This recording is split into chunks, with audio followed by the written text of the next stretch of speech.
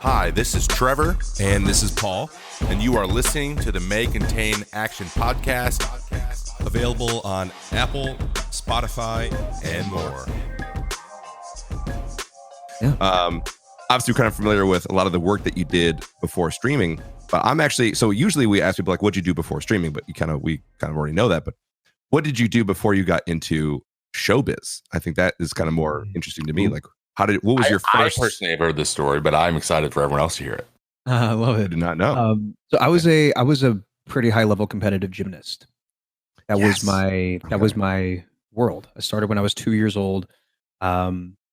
Trained all of my childhood pretty much. So I was like Southeastern national champion on floor and parallel bars, regional champion in multiple states, state champion for Alabama, and for Georgia.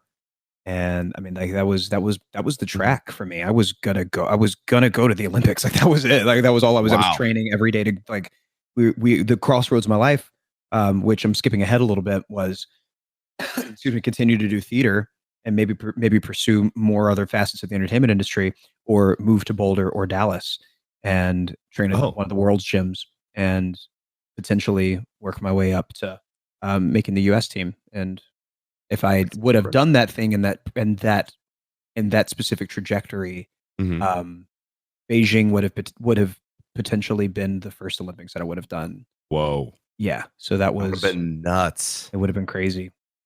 My God, crazy. Yeah. So that was my trajectory, and I had a crush on a girl in 5th grade, who asked me to join the drama club. Dude, yeah, she was the new girl. It was a girl.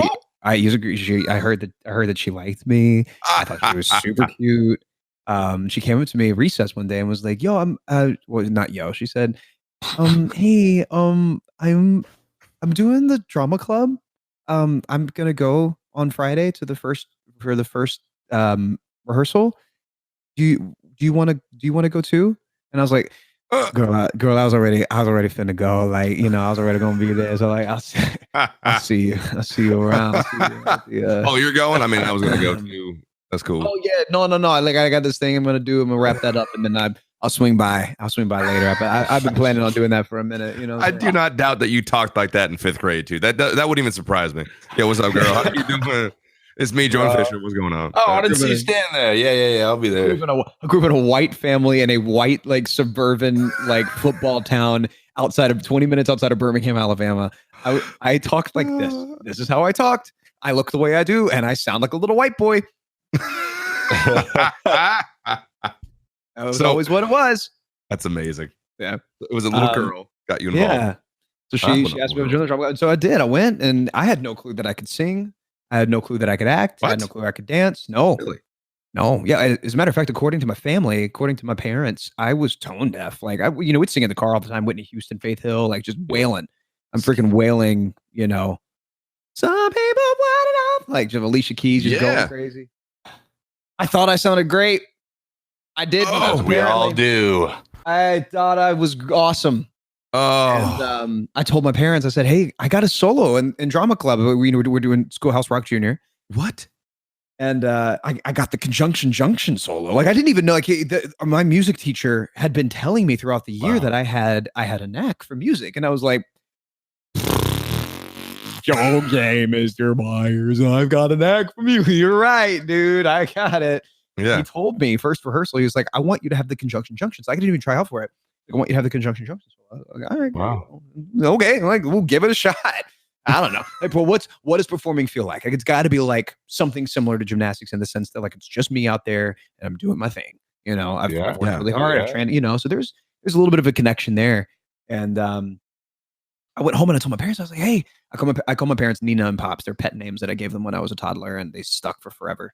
But Nina, Pops, I got a solo in drama club. I'm singing Conjunction Junction. They're like, "Oh."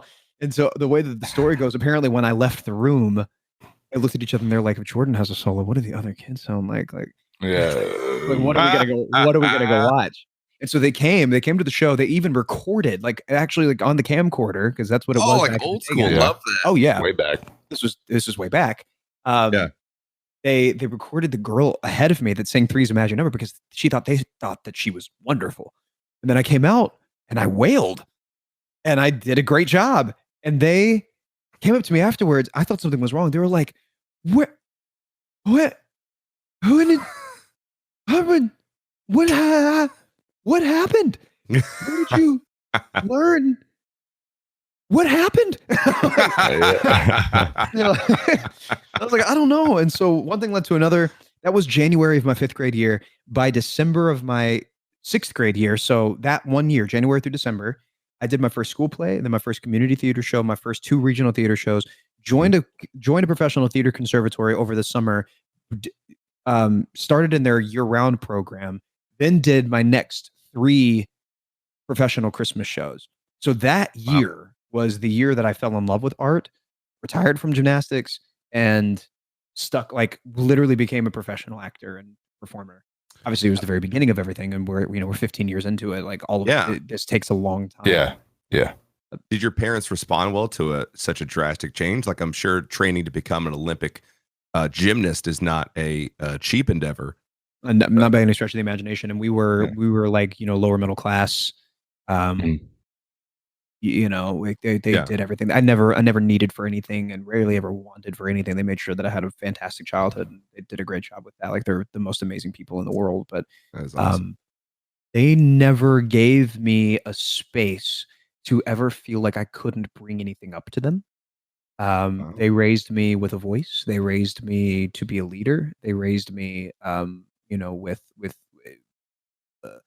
kind of a foundation where the template that I could build for myself was, if there was something that I wanted to achieve, all I had to do was work really hard at it, and they would do everything to support me.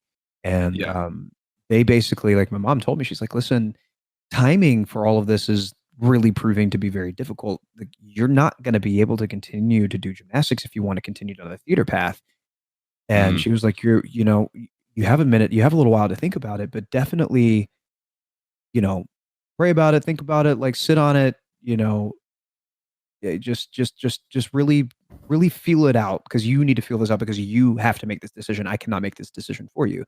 If you love this, if you love art and entertainment and theater, and you want to potentially like work really hard to pursue it, we're going to have to do that instead of gymnastics.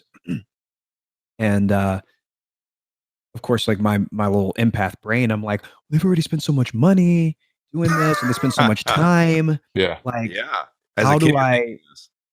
Yeah, I'm like, how do I do this? And you just do it. And so I told her a few days later, I was like, I want to quit gymnastics. I just want to focus on this. And this is after years of gymnastics and time and effort, late nights at the gym, just injuries, the whole thing. And their answer was, okay, great. When's your next rehearsal? Wow. That was it. You just looked yourself in the mirror, your 11-year-old self. You're like, what? Got my whole life in front of me. Yeah. I want to be a star. And then you threw your hand up and I'm going to be a star. Like, no one's going to get in my way. Like, there's. Wow. Clap for your parents, man. That's awesome. Seriously, man. They are. That's great. Crazy. They're the best in the world. They're the best in the world. I love that. Hey, we got to figure out what's the girl doing now, though? Like the girl that is responsible for you becoming imagine. Where is she? Vanessa Hudgens, crazy. It's wild. So she's a nurse. She's been married for like 6 or 7 years now. Whoa. 6 or 7 years. Or I guess 5 or 6. How old is she? She's in college. She's 17 when she got married? She was in nursing schools. She was in. Yeah, so she would have been like 19 or 20. Wow. Okay. Dude, it's Alabama. I respect. Oh, yeah. Alabama, No, I got Alabama, Utah. Like, I have a ton of family friends in Utah. Obviously, a lot of friends in Alabama still, and some extended family and stuff. But that's just kind of what it is. Like, it's in your blood, really. It's in your DNA. I'm going to be 25. I get married in July. I'll be 26. And Ellie will be 22. So it's like, it's just kind of, it is what it is. Like, we get married young, and most of the time start families young, but ultimately what that does what's really cool about like doing all of that young is you extend generations, right? So like I knew my great grandparents. I knew my great grandmother actually. Wow. Jeez. And and like your young grandparent. So like my grandparents like were active with me and like played and like took me to the park and like you know what I'm saying? Like they were at active grandparents because of timing. You know what I mean? Yeah. Yeah. And awesome. we want to do the same thing. So Cool. Oh yeah, you and Ellie. yeah. Oh. We want a big family, and we're probably gonna start. We're probably gonna start trying in a couple of years, I'd say. Awesome. If I don't start soon, anyway, I'll think about that on my own later.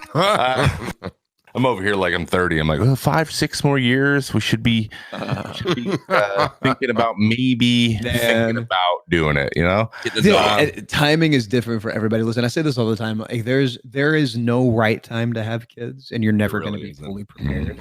I personally feel like you guys know me very well. We spent a lot of time together. I am a nurturer. Yeah. I like to nurture. I'm domestic and I like to nurture. I like to take care of people. I like to cook. I like to like make sure, people are doing what they need to do. I taught dance, I taught dance for 4 years. I had 73 little girls. I have nieces, I have nephews, I have a goddaughter. Like I personally feel like I'm put on this earth to like, and a lot of that is like what we do. Yeah. And entertainment, dude. Like, oh yeah. Whether it's professional sports or if it's streaming or if it's film or television, music, like we're in a service industry. Mm-hmm. We do. Yeah. We work really hard at that. We give ourselves, and in turn, whatever that form of entertainment is, whoever is watching that and consuming that, their reality and their belief is suspended for however long they're watching it. If they're just streaming for 4 or 5 hours, or if you're in a theater watching a movie or a Broadway play for like 2.5 hours, like they're taken away and they're getting fed. And to me, that's nurture, and I love that in all sense of the word.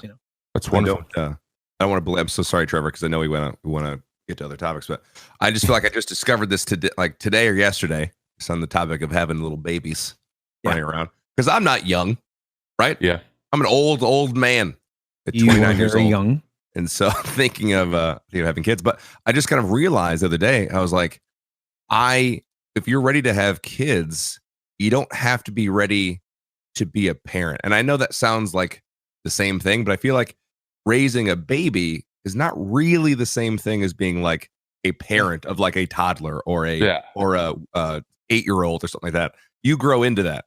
So like looking at little kids being like, I'm not ready for that. It's like, yeah, you're like 8 years away from that. Yeah, exactly. Be ready to have a baby. I mean, my nephews are 6 and 3, and I'm not ready for that to have a 6 and a 3-year-old.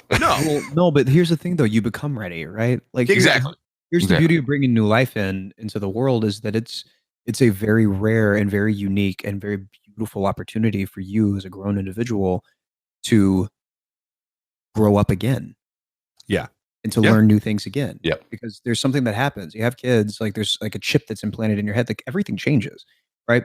Are you just going to wake up one day and be ready for everything in your life to change? No, but you grow into it. And that's a beautiful new experience and opportunity for you as an individual, as a human, to grow up again and learn new things about you and about other people, about humanity, about love, about giving, about sacrifice, and all of these things. Like, that happens when you have kids, right? So exactly. That's cool to me. Yeah, I've heard that 1,000 times. Everyone's like, there is no like light that turns on before the child's born, but the moment you see your child for the first time, a light switches, and then I'm gonna cry. We have years. 100%. I'm no chance, no chance. But you did say, and I love the way you put this. As an entertainer, entertainment. It's not like I say this a lot in the context of baseball. When I try to take like losing, like put losing in context, I would say, I'm not out there. I'm not building houses. I'm not growing, crops and physically putting food on people's tables per se. But we are in an entertainment industry, and that has a certain type of value.